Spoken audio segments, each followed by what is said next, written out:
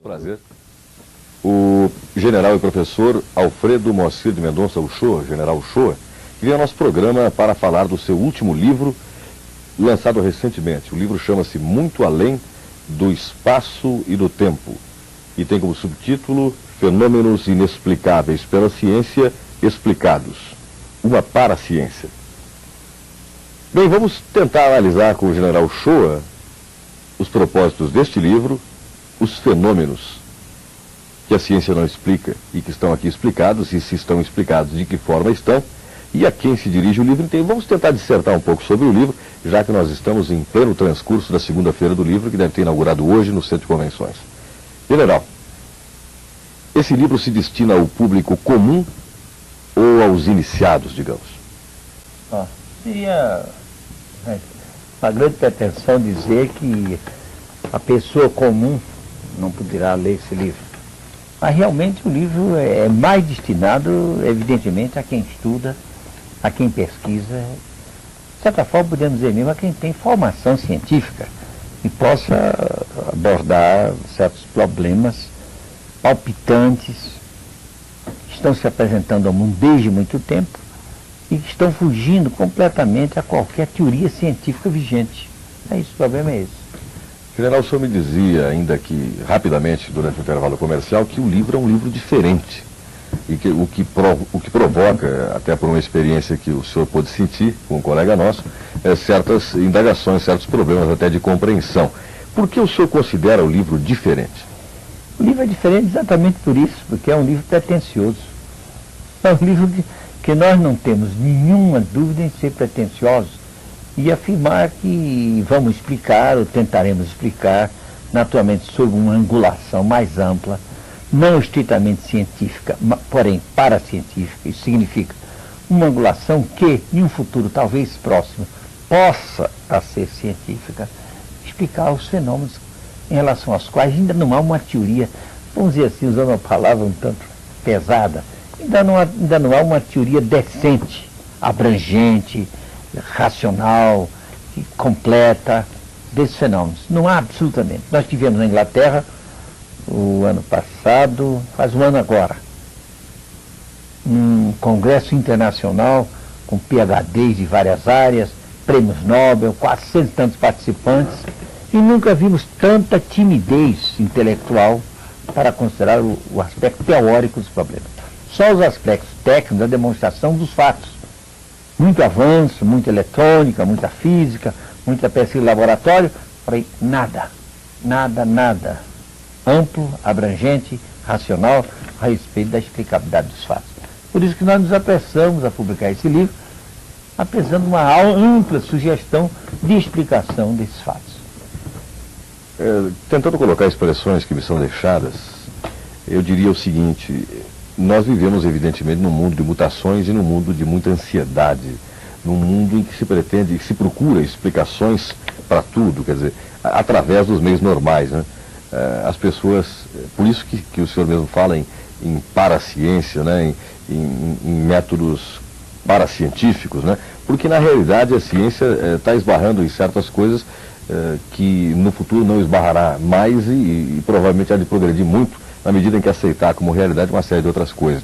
O senhor pretende diminuir um pouco a ansiedade das pessoas através da sua obra? É evidente, daqueles que se interessem realmente, para aqueles que se interessem realmente, científicos ou não, e às vezes a pessoa humana não é cientista, porém tem uma intuição das coisas, uma percepção que está vedada ao cientista, porque ele vive em um mundo que se fecha por si próprio em face dos preceitos científicos aceitos, quer dizer, dos preconceitos até, das leis consagradas, que eles acham que não se modificam. E aí a gente pensa que a história da ciência é isso. O que é a ficção no século seguinte, deixa de ser ficção e já é ciência.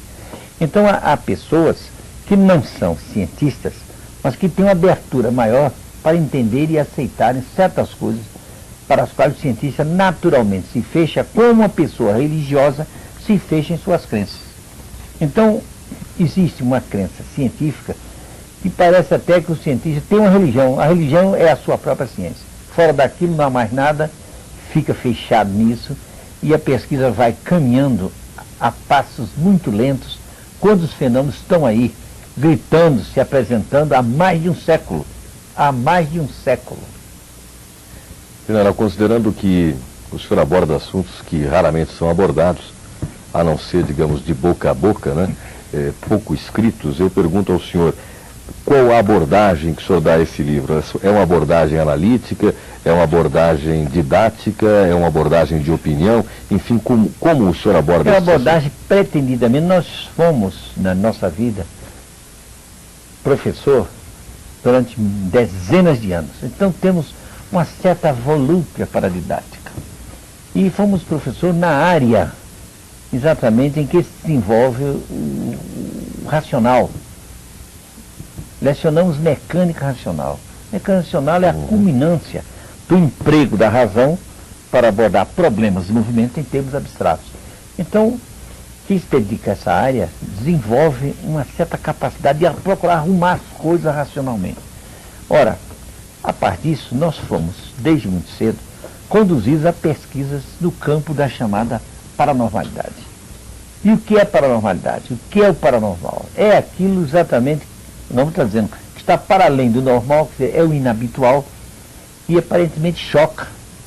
São percepções, por exemplo, independentes dos sentidos. Por exemplo, são ação, por exemplo, sobre o objeto, movimentando o objeto ou levitando-o sem força nenhuma aparente das conhecidas. Coisas como essa, por exemplo, transportes de objetos densos, pesados, que passam através de obstáculos opacos. Não há ciência nenhuma que explique. Um metal, digamos, está aqui, digamos, uma caneta como esta, assim, em determinadas circunstâncias, subitamente, em 10 segundos, ela entorta 90 graus, sem deixar nenhuma marca, nem de distensão, nem de compressão do lado oposto.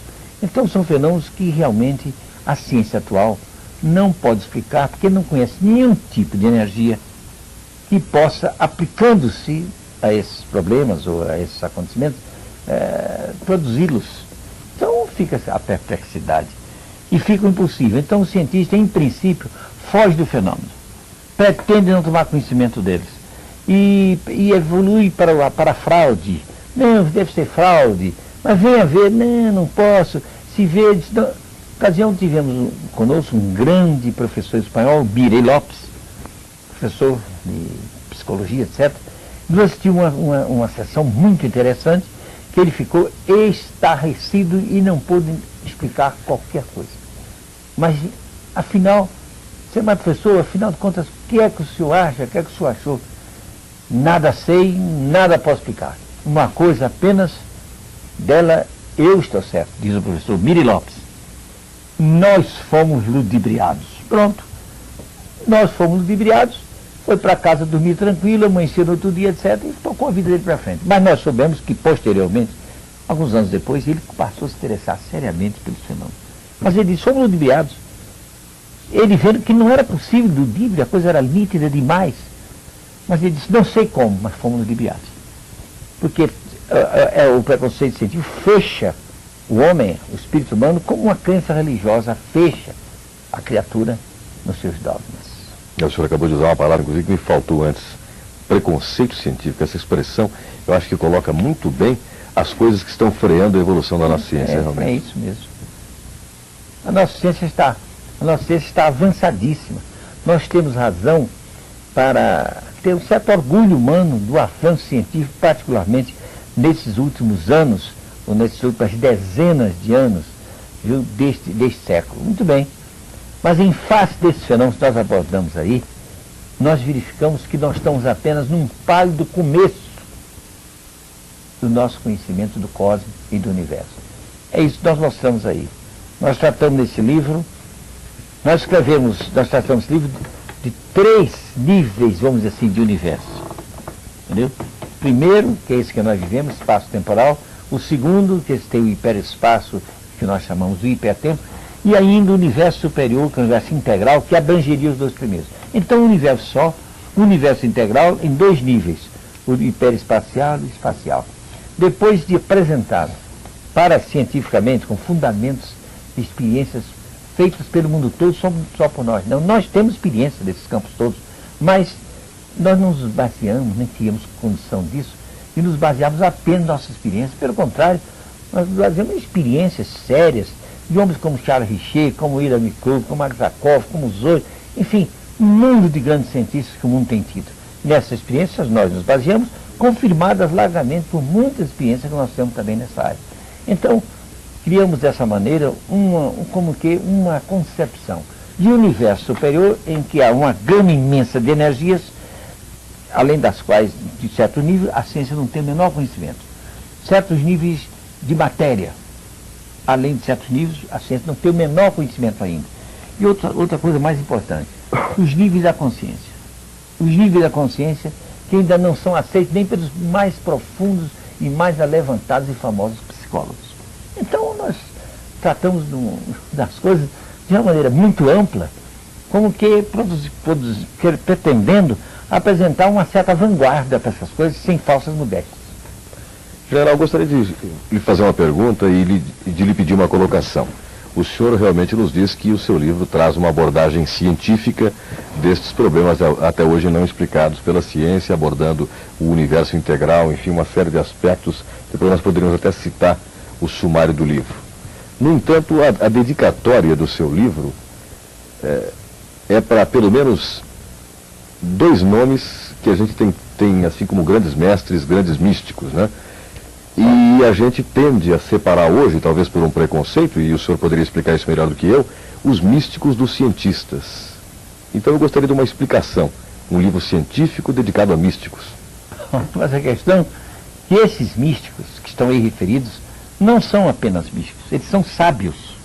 São sábios, já perlustraram todos os caminhos dessa ciência que nós estamos.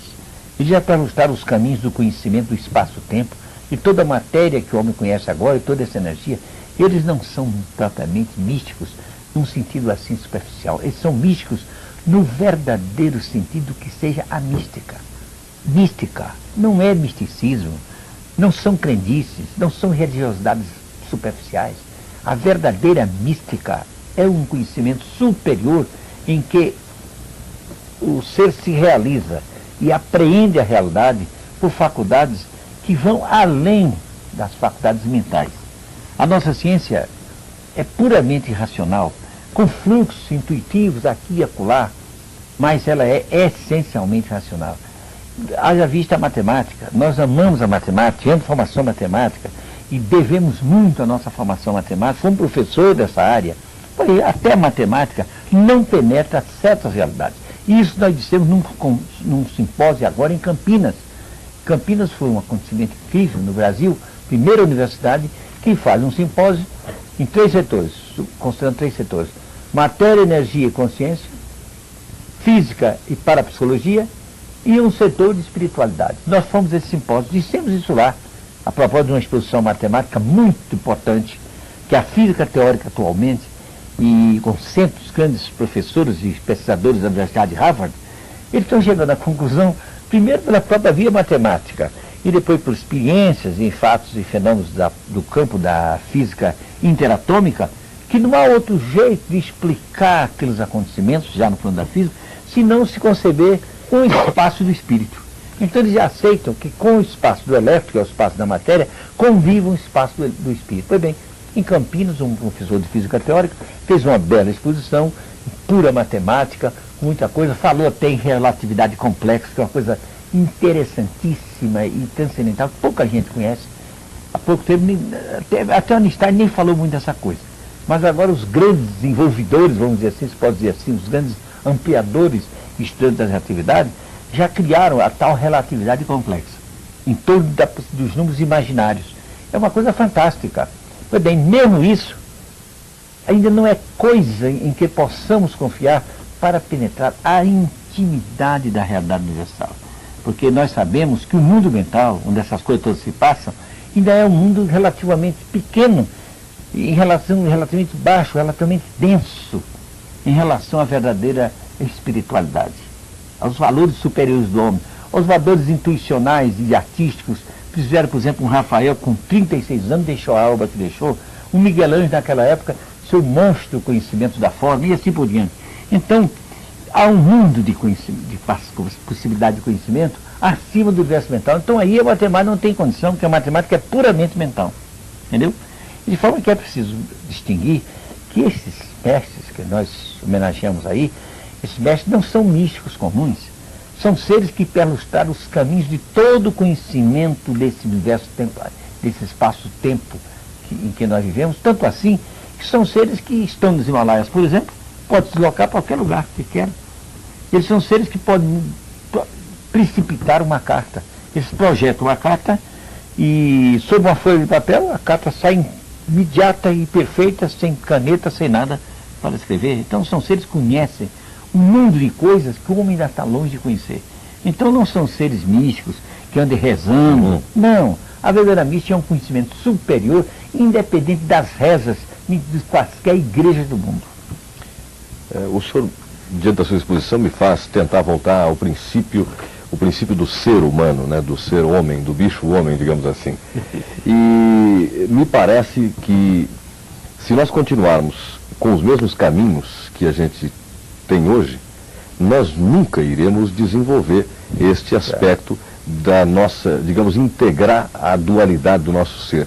Porque a gente tem, e aí o general tem melhores condições de falar, a gente tem um aspecto que provavelmente devesse ser, desde o berço, incentivado pelos pais, pelos educadores, para que isto que hoje é dito paranormal se tornasse uma normalidade na nossa vida. Ou seja, nós fazemos questão e insistimos nisso, em ignorar toda a nossa potencialidade, eu não sei que termo usar, psíquica, digamos, ou parapsicológica, ou enfim, o nome que você quiser dar. Mas me parece que isso é alguma coisa inerente ao ser humano e que a gente simplesmente desaprendeu de usar por aí pelo caminho e está se negando a voltar a usar. E isso é ciência, não é? Sim, mas não parece bem o caso de termos aprendido e abandonado, nada disso. A nós nos parece, pode ser que seja assim, mas a nós particularmente nos parece que não é bem assim. É que nós da nossa humanidade, estamos num processo evolutivo. Num processo que vem, cujas raízes se encontram na densidade da própria matéria, do mundo físico, que depois se eleva à vida divina, se eleva do mundo físico, ambiental, mineral, ao mundo vegetal, ele experiencia aí, depois experiencia no reino animal, depois vem experienciar no homem, quando o homem se realiza. Então, o progresso da humanidade vem dessas raízes antiquíssimas e que se perde naturalmente na noite dos tempos, talvez de bilhões de anos. Então nós chegamos agora numa fase em que nós estamos a caminhar. Então o que acontece hoje com o ser humano, que se prepara, é que ele está ainda nessa fase, em que ele precisa conhecer o que é ainda denso do mundo em que ele está.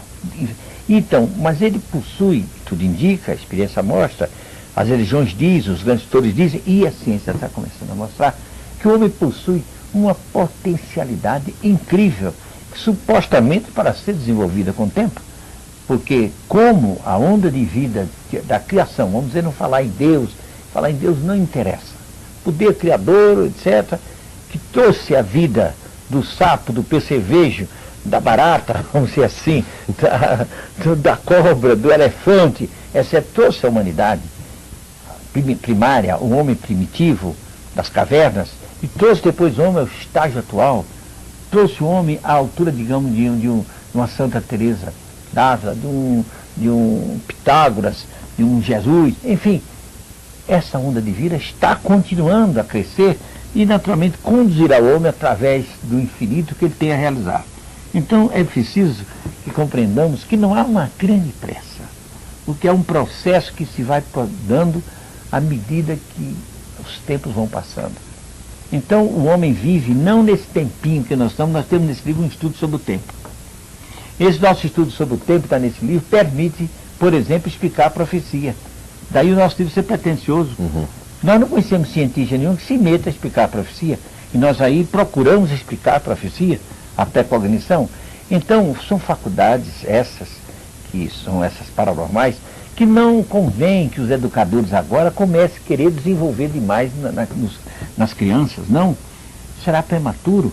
As coisas estão começando a se revelar para ir estimulando novas perspectivas educacionais para o futuro natural que há de se abrir. Naturalmente, quem sabe, nesse tal futuro milênio que se fala, Então é preciso ter paciência, compreensão e não esquecer que esses fenômenos todos demonstram uma capacidade latente no ser para evoluir, para crescer, e um dia há de fazer isso, que parece, tudo indica que esse é o seu destino. Eu abordei esse aspecto, o senhor, general, porque às vezes aborrece um pouco a gente ver, por exemplo, o senhor que foi educador pode ter sentido esse mesmo problema, é que diversas gerações vêm experimentando o mesmo sistema educacional, com pequenas variações, com sempre o mesmo currículo, a mesma forma, e às vezes me impressiona certas discussões, por exemplo, sobre o aproveitamento ou não de certos aspectos do progresso científico na educação de hoje, porque o tempo de vida médio do homem não nos dá condição de nós repisarmos os passos de gerações anteriores. Então nós deveríamos partir, penso eu assim, do ponto em que as gerações anteriores pararam e tentar aprofundar esse estudo para frente. E isso, da maneira como a educação é conduzida hoje, parece impossível. Mas é o seguinte, mas isso se explica em face de uma lei cósmica que é presente em toda a estrutura do universo, desde a densidade da matéria, do físico, das energias físicas, até os campos superiores do espírito. Essa lei cósmica universal chama-se a lei da persistência, que nós desenvolvemos no nosso livro, a lei da persistência. Então o homem tende a permanecer no que está, sempre reagindo às modificações, por essa lei cósmica que abrange todo o universo. A lei diz o seguinte: todo estado estático, quer dizer, de equilíbrio, ou dinâmico, movimento, tende a persistir resistindo às perturbações exteriores. Então você vê a matéria, a lei da inércia na matéria. Se eu estou num ônibus, com aquela dinâmica da velocidade de ônibus, se eu me atiro fora, borracho, lá fora me arrebento. Eu tendo a manter no meu corpo aquela dinâmica, aquele movimento em que eu estava. Então tende a permanecer. Uma mesa está parada, esta cadeira, qualquer coisa aqui, não sai do lugar se aquele estado não for perturbado por uma força estranha. Isso é a lei da inércia. Pois bem, essa lei é vigente em outros campos. Por exemplo, no campo das convicções religiosas. Eu tenho convicções tais religiosas. Quem quer que queira mudar em mim essa minha convicção, eu vou logo reagindo. Então eu tendo a ficar como estou. O homem cientista é a mesma coisa. Ele está convencido de umas tantas coisas, se fixa naquilo, ele tende a permanecer assim. Então a lei diz o seguinte: tende a persistir, os estados estáticos dinâmicos tendem a permanecer, a persistir, resistindo às perturbações exteriores. Então resiste a qualquer modificação. Mas há também, concomitantemente, aí é que vem a grande esperança dos progressistas. Há uma outra lei. É a lei da evolução, do movimento, da dinâmica, da transformação. Então, quando os estados permanecem, eles vão criando em si condições da sua própria transformação. É uma lei da evolução. Concomitante com essa lei, acontecem uns progressos na civilização, na ciência da parte. De forma que é preciso compreender e até explicar e justificar os religiosos apegados aos seus dogmas. Mas beleza, estão dentro da lei. Os científicos se agarram aos seus preconceitos, também estão dentro da lei, coitados. Eles não têm obrigação de estar eternamente se transformando. E digam mais o seguinte: é até muito bom que assim seja, para que as aquisições feitas persistam, produzam os seus frutos e se transformem quando a evolução empurrar essas coisas para frente. Agora, não podemos ficar eternamente num estado quando sabemos que a lei é do caminho, é da dinâmica do realizar-se. Então, quem admite o poder criador, há de admitir certamente, sem estar pensando em Deus, sem pieguinhos religiosos, que como houve uma evolução de baixinho da vida animal para o homem, para os santos, para os grandes seres humanos, essa evolução não há de parar, vai caminhando para as grandes realizações, talvez das potestades divinas anunciadas pelas próprias religiões. Então, é de se esperar que nós estejamos numa fase científica em que certas coisas estão acontecendo, estimulando, procurando estimular o homem para sair daquele estado de conformação científica, conformação religiosa, conformação filosófica. Tudo isso que permite a resistência à modificação, tudo isso acaba se transformando em uma aventura superior, levando ao mais alto, ao mais alto, ao mais alto. General, essa inércia que o senhor se refere não seria, de certa maneira, uma forma de autopreservação, digamos assim? Certo, mas a lei é sábia. Olha, a Igreja Católica, com todo o seu conservadorismo, ela é um exemplo perfeito, extraordinário da lei da presciência. O que a Igreja tem feito de bem para a conservação da nossa estrutura, da nossa evolução social, etc. Mas, evidentemente, a Igreja tem que se transformar. Ela mesma se transformou. Ela nunca aceitou o movimento da Terra e todo o Sol. No entanto, quase que condena Galileu. Entretanto, acabou não condenando. E hoje Galileu está nos pináculos da glória. E assim por diante, a própria Igreja vai se transformando. Agora, como ela tem uma missão essencialmente conservadora, ela ainda é conservadora. E os estudos mesmo nesse campo, que alguns católicos, escritores notáveis, de muito valor, inclusive nós citamos aqui, por exemplo, o René Sud, por exemplo, um grande parapsicólogo francês, etc. E os estudos que eles fazem são sempre tocados desse conservadorismo, desse tipo de má vontade para aceitar hipóteses novas. Mas vão indo. Alguns têm que sentir isso. Tem que sentir que, apesar disso, eles vão caminhando. De forma que a Igreja tem prestado grande serviço à humanidade, apesar de ser ultraconservadora e querer persistir seus dogmas. Por que é que os dogmas da Igreja persistem desde quase milênios? Não digo milênios, mas desde centenas e centenas de anos permanecem certos dogmas, criados por necessidades, digamos, históricas. Vão permanecendo, até que a coisa vai dando a transformar-se. A Igreja, por exemplo, vai sofrer um grande impacto quando se provar cientificamente, estamos nesse caminho, inclusive na Rússia, nos países materialistas.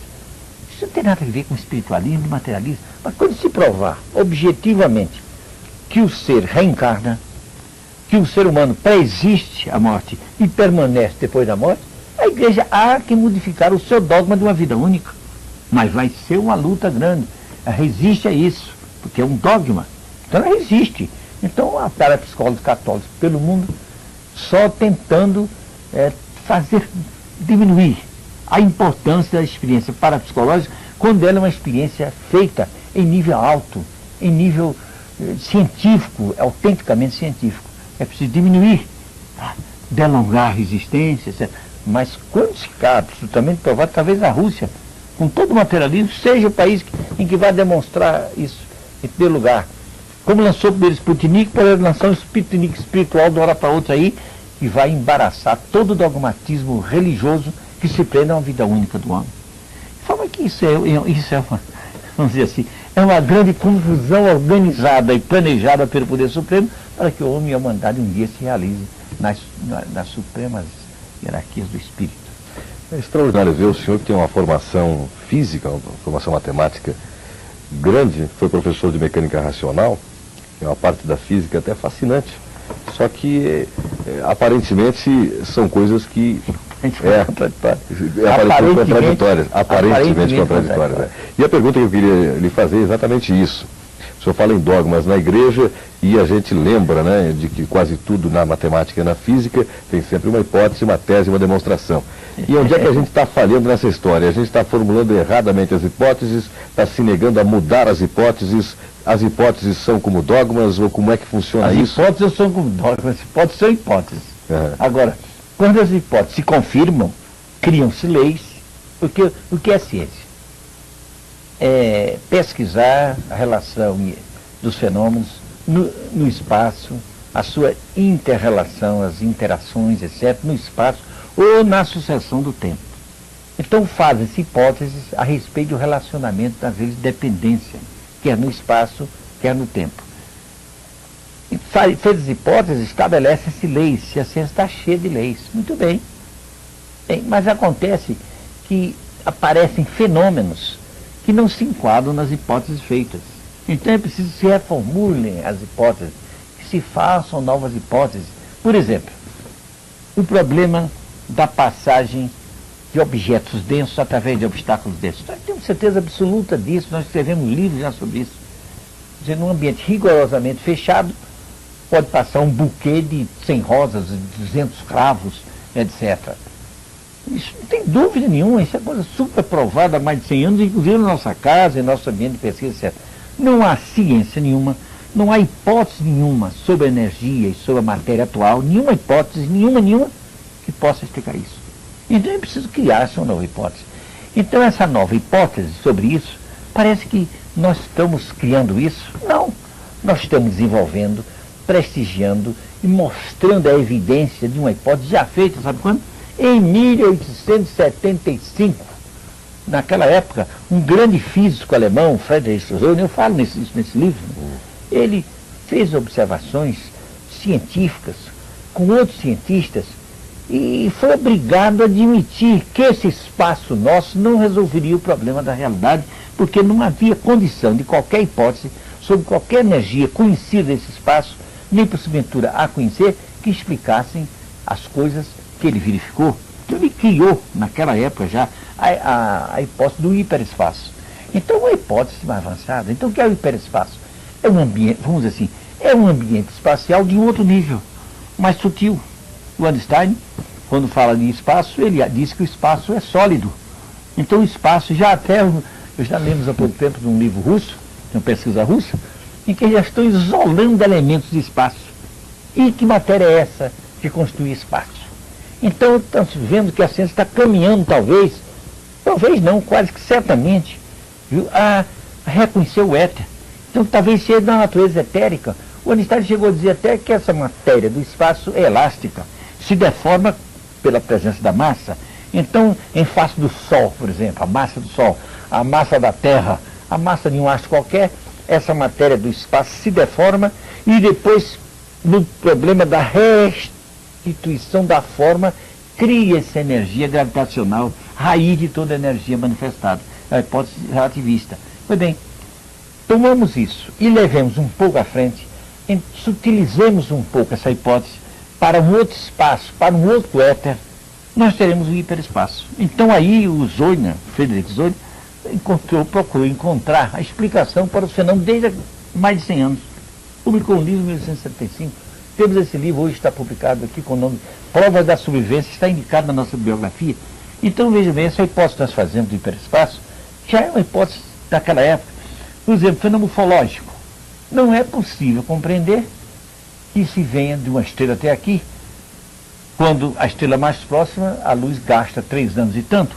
Estrelas mais depois dessa, as outras estrelas mais próximas, são 11 anos e tanto que a luz chega. Então, o cidadão chega aqui e diz, olha, eu venho em minutos, em segundos. No espaço não é possível, dada a velocidade da luz. Mas a questão é que a luz tem essa velocidade de 300 mil quilômetros nesse espaço. Mas ele diz, então isso confirma a hipótese dos olhos. É que nós viajamos, nós vivemos em um outro espaço, que é o hiperespaço. Então, no hiperespaço, nós podemos andar a velocidade de anos-luz por segundo. Então, 3 anos-luz não pode chegar aqui em um segundo, ou 2. Então, não dizemos que a ciência deve aceitar isso. A ciência deve verificar, considerar essa coisa como uma hipótese. É uma hipótese que lhe apresenta um tipo, um modelo de universo, dentro do qual ele pode arrumar os fenômenos, pelo menos provisoriamente, que a ciência nunca deve ter o preconceito de achar que não pode se modificar. A sua história é a história das transformações sucessivas, adequação aos novos fenômenos, à nova época. Então, ao menos aceitar essas coisas, mas não, o cientista corre como o diabo da cruz, os religiosos também correm como o diabo da cruz, quando se fala em um ser vindo de uma estrela até aqui. A nossa convivência está no nosso livro, Mergulho do Hiperespaço, são seres que supostamente, vejamos, vamos falar cientificamente, supostamente vêm de 800 anos-luz. Eles disseram, nós viemos de 800 anos-luz. Nós gastamos 1 minuto e pouco, que andamos a anos-luz por segundo. Isso ele está sem vocês não podem aceitar isso. O próprio interplanetário acha que nós, rigorosamente, nós cientistas, não podem aceitar isso. Mas, meu Deus, ao menos aceite como uma hipótese, trata de pesquisar e arranjar outras hipóteses. E não negar aquele problema. Não acredito nas bruxas, mas que as bruxas existem. General, nós vamos, ao longo do tempo, ter que modificar os nossos postulados científicos básicos ou criar uma ciência que, em paralelo a que já existe, venha a satisfazer esta necessidade? Não, acredito que o mundo é um mundo só. Que o que há de positivo em nossa pesquisa tem coisas analógicas nos outros níveis superiores da realidade. De forma que, sendo, segundo a nossa concepção atual, a nossa hipótese, o mundo em que nós vivemos, uma apresentação no limite mais baixo, mais denso, de uma realidade superior, evidentemente, essa realidade mais baixa faz parte da realidade superior. Apenas a questão de nível de consideração do problema e da energia. De forma que nós não supomos que haja uma degringolada completa da nossa ciência. Pelo contrário, nossa ciência é muito digna e temos progredido muito nos campos da eletrônica, no campo das radiações, no campo da física. Veja bem, já agora apontamos que sábios de Harvard estão começando a sentir que se não admitir um espaço do espírito convivendo com o espaço do elétrico, com o espaço da matéria, não pode explicar nenhum fenômeno físico. Então a realidade é uma só. Agora o que acontece é o seguinte, sem fazermos profissão de fé, de esoterismo quaisquer, porque nós não pertencemos, nós somos Rosa Cruz, nós não frequentamos, nossa tônica teosófica, que a teosofia, a nosso ver, é a maior mensagem de conhecimento filosófico, científico e espiritual jamais oferecida ao ser humano. Por quê? Porque decorre da presença e da vibração e das decisões de seres como esses que nós homenageamos nesse livro. Então, essa mensagem teosófica nos abre o caminho assim, prestigia incrível e precisamente toda a ciência revelada até agora e apresenta perspectivas de subidas infinitas. Subidas infinitas. General, uma pergunta que é quase uma curiosidade pessoal. Espaço e tempo são realidades ou ficções? São condições psicológicas. E são mais de que isso. Para responder a isso, olha, isso é uma coisa que permite muitas considerações e desenvolvimento. Isso dava até fazer uma palestra, uma conferência, etc. Mas, há qualquer coisa que eu devo dizer aqui, mas é absolutamente chocante, porque se passa exatamente como um sábio russo, profundamente materialista, e é um homem altamente credenciado na conjuntura científica mundial. Ele é astrofísico e do Observatório de Pulkovo, nas imediações de Leningrado. Pois bem, ele está fazendo experiência no laboratório, demonstrando o seguinte, demonstrando que o tempo é a energia básica do universo. Então, segundo esse russo, a resposta seria essa: não, o tempo é energia. E ele diz que é a energia básica, até a energia essencial da alma das estrelas, irradiando e tal, pelo mundo todo. O Sol, por exemplo, transformando hidrogênio em hélio, etc., e irradiando essa energia pelo universo, aqui no sistema planetário, caso do Sol. Não, a razão disso, diz o sábio russo, é o tempo. O tempo está atrás de tudo isso. E ele procura fazer experiência em laboratório, imagine, faz experiência em laboratório demonstrando que o tempo é a causa, por exemplo, dos fenômenos parapsicológicos. Ele prova, por exemplo, que o fenômeno parapsicológico, o tempo de um fenômeno parapsicológico, digamos, é emitente de uma radiação, de uma clarividência, por exemplo. Junto do fulano, o tempo se dilui. E no fenômeno lá ele se adensa, de forma que existe uma combinação, uma reação de tempo, que é no fenômeno, que é no seu efeito, que é na causa, que é no seu efeito. De forma que o tempo esse russo é a energia base do universo. E nós, fazendo uma investigação teórica à luz da teosofia, fomos pouco a pouco chegando a nos dar conta de que talvez, muito provavelmente, esse sábio russo está certo. Isso quanto ao tempo. O espaço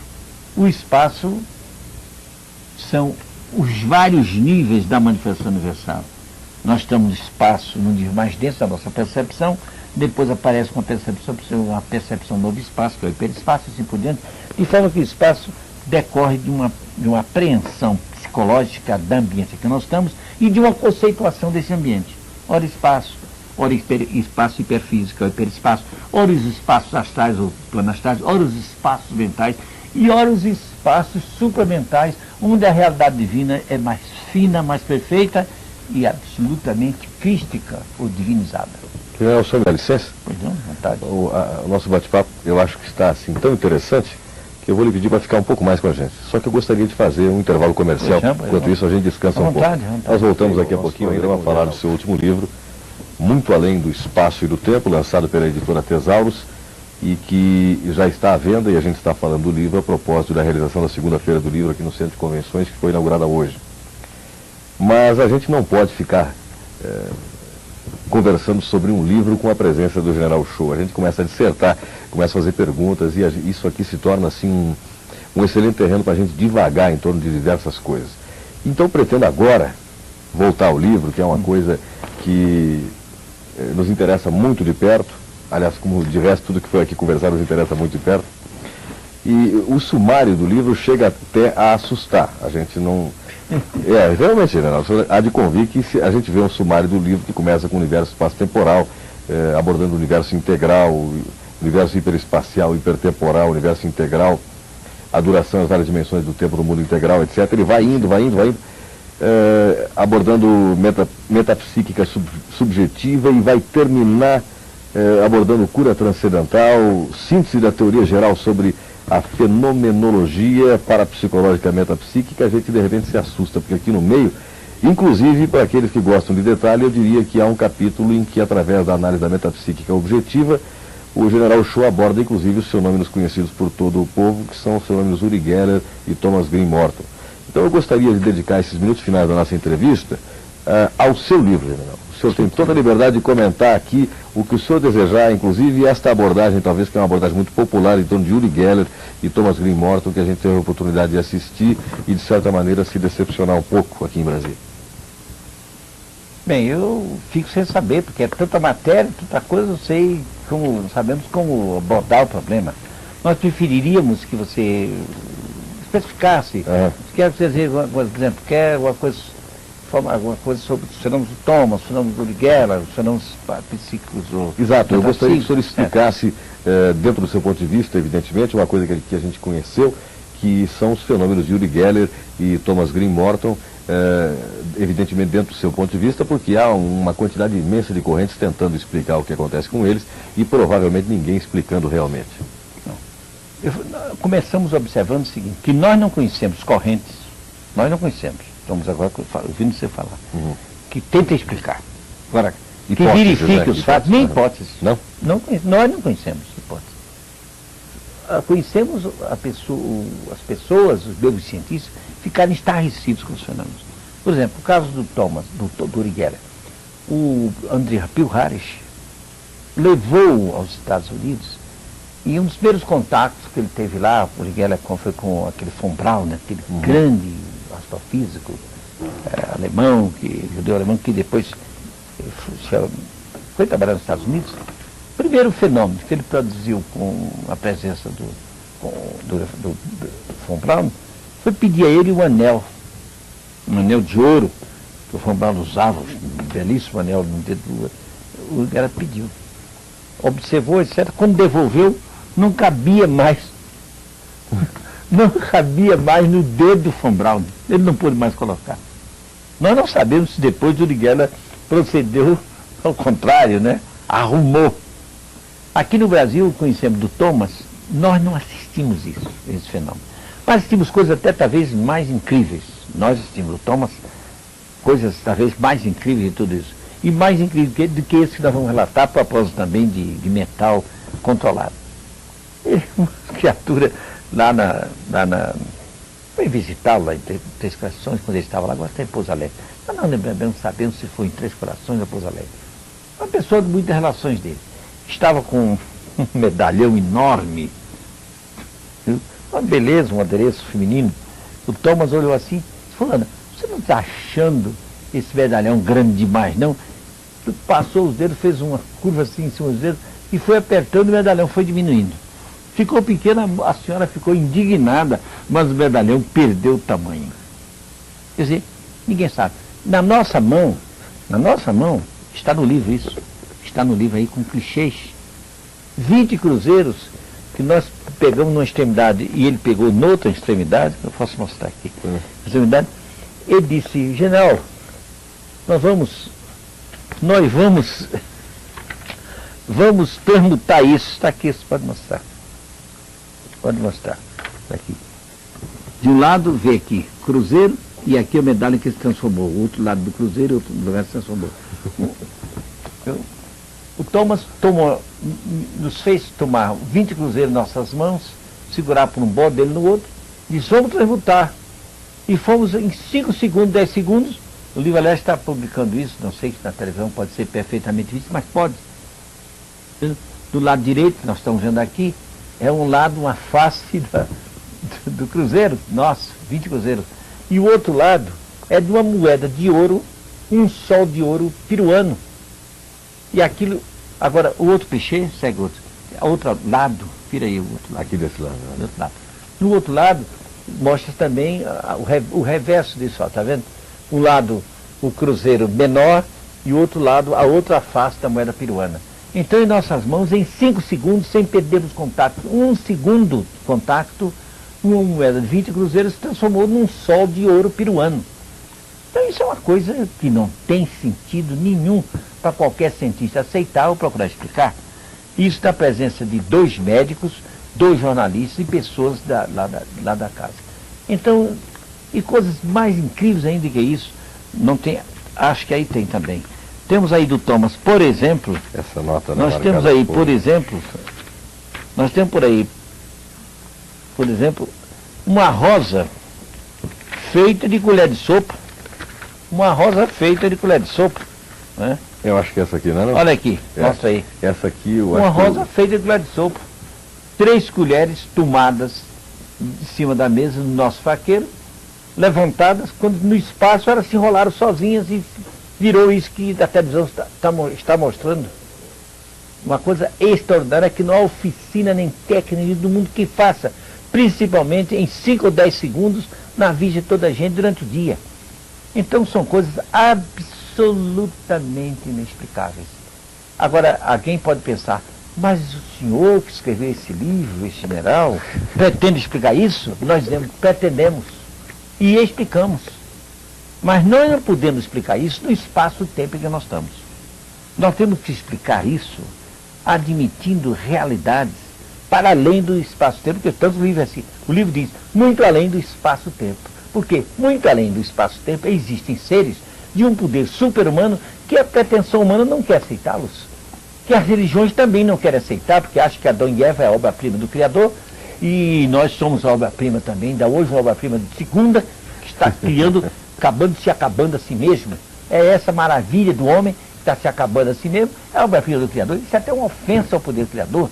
É uma ofensa essa posição, dizer que o homem é o máximo da criação. Mas é o ponto de vista também do cientista, que não concebe nada acima das possibilidades do cérebro humano. De fato, o cérebro humano é uma maravilha, mas a biologia que está intercorrente ali não há de ser eternamente limitada àquilo, porque a vida se estende muito, muito acima. Então, nós vamos ver no nosso universo integral seres que dominam as energias do plano mental. E nós aprendemos que o plano mental se corresponde com os planos inferiores, chega até o plano físico, pela lei que se sabe, chama-se lei de correspondência, em que os planos se interligam, parece que por uma energética interior que aproxima todos os planos da vida. Então, o ser, por exemplo, que quer fazer um fenômeno desse, ele imaginou, polarizou a forma dessa rosa de colher de sopa, criou a forma mental, e aquela ação da mente filtrou-se através do astral e do hiperfísico, chegou ao físico e impôs essa forma. Mas para isso é preciso exercer um poder absolutamente super-humano, que a ciência não aceita, nem as religiões patrocinam. Mas nós sabemos que isso é um fato, porque não nos limitamos nossas convicções a um fenômeno isolado. Nós temos um mundo deles, inclusive um mundo pessoal desses fenômenos. Então é preciso ter coragem para dizer as coisas e abrir os horizontes do espírito humano para realidades superiores. Então, assim se explica como se forma uma coisa dessa instantaneamente, absolutamente inexplicável. O instantaneamente é relativo, sabe por quê? Porque esse tempinho que nós estamos, esse tempo nosso é contingente. Nós fazemos nesse livro um estudo sobre o tempo, em que nós mostramos como esse tempo desaparece em face de tempos superiores. E faz subitamente, mas na realidade para eles é uma técnica normal fazer isso. Porque aos poucos nós vamos explicando não só isso, como outros fenômenos do livro.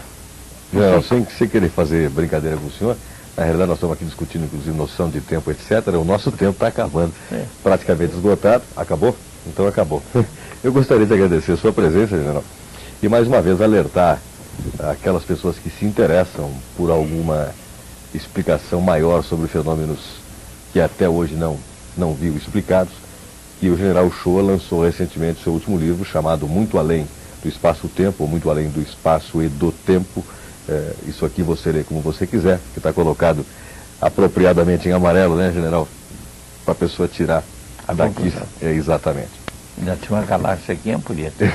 É verdade, não, o livro tem muita coisa que a gente não vai entender assim tão facilmente, ainda mais aqui com o programa no ar. É uma edição da Tesauros e está à venda em todas as livrarias de Brasília, né? Ainda, não sei se está em todas ainda, mas pelo menos na livraria Tesauros, ali, de frente do Cléber Vittar. Perfeito. E também, provavelmente, na Feira do Livro, né, que está sendo realizada no Centro de Convenções, agora até domingo.